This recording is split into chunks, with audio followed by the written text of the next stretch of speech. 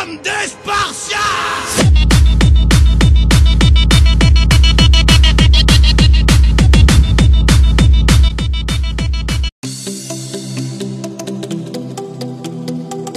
Alors pour le focus équipe, j'ai choisi de reprendre le tableau qui retrace en fait la conclusion, l'animation et la défense pour les deux équipes sur le match parce que voilà, ça nous témoigne que ce match a été un peu ennuyeux. On a une conclusion à 5 pour le Portugal, à 4,8 pour la Pologne, donc voilà, pas assez dangereux, pas assez d'occasions, c'est un peu ennuyeux encore une fois. Et pour la défense, voilà, c'est un 5,8 pour le Portugal et un 6 pour la Pologne. Voilà, des défenses peu sollicitées et qui n'ont pas eu besoin de beaucoup d'intervention dans ce match.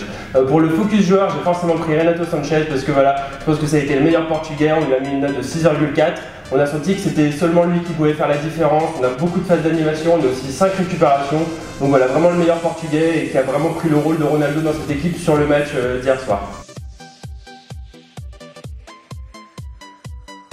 Sacha, c'est encore un 8, bravo pour ta performance.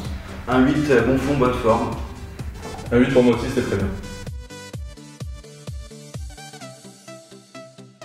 Donc au niveau de mon focus équipe, j'ai choisi le graphe de la conclusion parce que pour moi, ça a vraiment déterminé le match, c'est-à-dire qu'aucune équipe n'a réussi vraiment à se démarquer à part lors de leur phase de but où on a eu des pics à 8 au niveau de leurs notes, sinon ça a été marqué par leur inefficacité avec des notes autour de 4.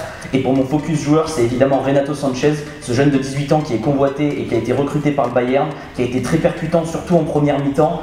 Où on lui a attribué une note de 7 et même s'il a baissé un peu en régime en deuxième mi-temps, comme ça a été le cas pour son équipe, on peut quand même lui dire qu'il a mérité son super bonus de 1 et voilà.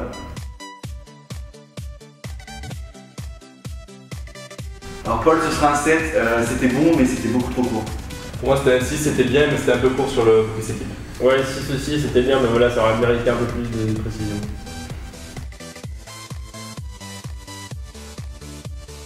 Alors pour mon focus équipe, j'ai choisi également le graphe de la conclusion parce que c'est ce qui est le plus pertinent pour moi et ce qui représente le plus le match.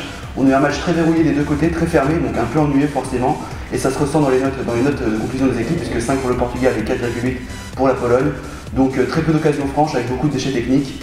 En revanche, pour mon focus joueur, j'ai choisi Renato Sanches car c'est quand même le seul point positif de ce match, c'est qu'enfin la sélection portugaise a trouvé peut-être sa future star, un jeune de 18 ans qui démontre le plus d'envie sur le terrain, qui pallie l'absence dans le jeu de Ronaldo, un vrai dynamisme, très prometteur pour le Bayern. On lui a attribué un super bonus de 1 sur le match, on espère qu'il va continuer à briller et qu'il ne va pas se brûler les ailes. Pour moi c'était un 7, Pierre, c'était pas mal. Un 8 Pierre, bon respect du temps et c'était cool. Moi aussi un 8 Pierre, je pense des bons choix dans les focus. Alors pour mon focus équipe, je choisis le graphe qui résume la conclusion, l'animation et la défense parce qu'il montre un peu que finalement le Portugal mérite sa qualification.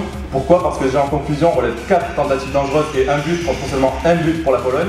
En animation, on relève 19 phases d'animation dangereuses ou légèrement dangereuses contre seulement 11 pour la Pologne. En défense, c'était assez équilibré, mais on a eu quand même une grosse défense, surtout avec Pepe, c'est l'objet de mon focus joueur. Pepe a vraiment été énorme sur ce match.